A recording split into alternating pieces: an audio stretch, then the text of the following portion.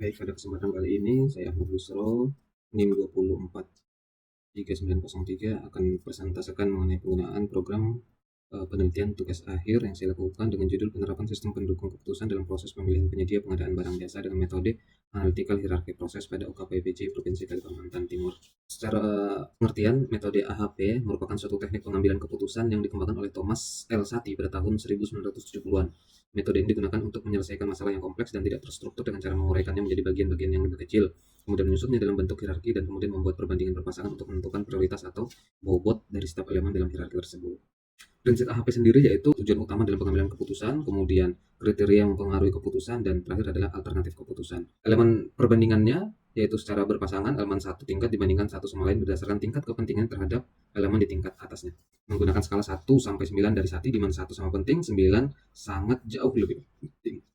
Selanjutnya, matrik perbandingan diolah untuk menghasilkan bobot prioritas. Kemudian dari bobot prioritas itu dilakukan uji rasio konsistensi atau konsistensi rasio atau CR yang untuk memastikan bahwa penilaian itu betul-betul konsisten. Baik, di sini kita lihat program penelitian yang telah saya buat.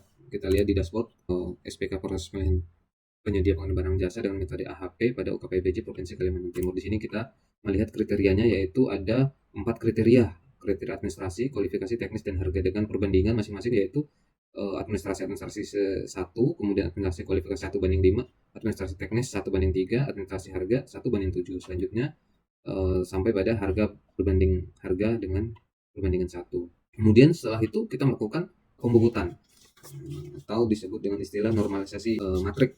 Kita jumlahkan total keseluruhan dari perbandingan pembobotan di atas dengan total bahwa untuk administrasi 16, kualifikasi 4,53, kemudian teknis 9,33, dan harga di 1,67. Selanjutnya dilakukan bobot prioritas dari 4 kriteria itu, mana yang memiliki bobot paling tinggi. Nah, kita lihat dengan bobot tertinggi adalah harga.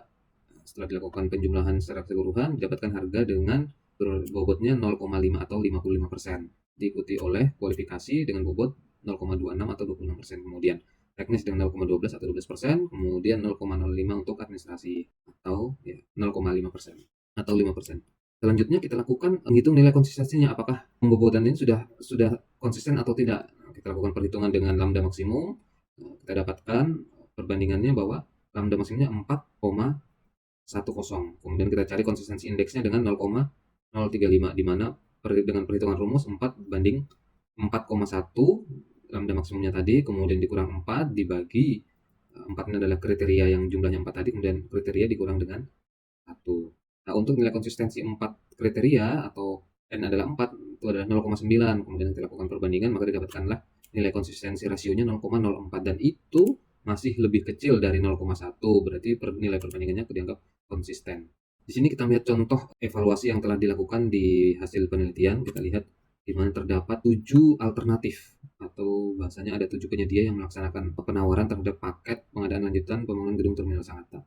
Dari hasil evaluasi ini didapatkan bahwa beberapa alternatif ada yang tidak memenuhi kriteria-kriteria yang dipersyaratkan, seperti CV Makariso tidak memenuhi syarat teknis, kemudian CV Barokah juga harga penawaran dianggap tidak wajar. Selanjutnya kita lihat hasil pembuatan perhitungan AHP-nya seperti apa, dan kita dapatkan hasil perhitungannya adalah bahwa CV Pakariso dengan nilai pembuatan pada administrasi 0,03, kemudian di kualifikasi 0,15, di teknis 0,03, dan harga 0,03 dengan total 0,24. Begitu pula CV Barokah, total bobot yang poin yang didapat adalah 0,28, CV Mapan Utama 0,15, CV Trikon 0,40, CV Karya Konstruksi 0,24, kemudian CV Putra Perkasa 0,32, dan CV Muhammad Rifki Sugiarto 0,56. Maka didapatkanlah rankingan dengan nilai bobot sesuai yang sudah didapatkan, yaitu Muhammad Rifki Sugiarto dengan bobot 0,56, kemudian Trikon dengan poin 0,40, dan CV Putra Perkasa dengan poin 0,32. Maka didapatkanlah bahwa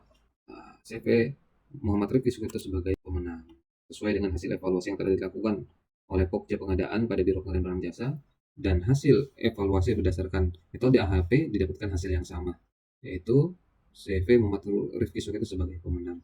Demikian sedikit persentase yang saya sampaikan. Terima kasih atas perhatiannya. Dari saya ada kurangnya, mohon maaf sebesarnya. Assalamualaikum warahmatullahi wabarakatuh.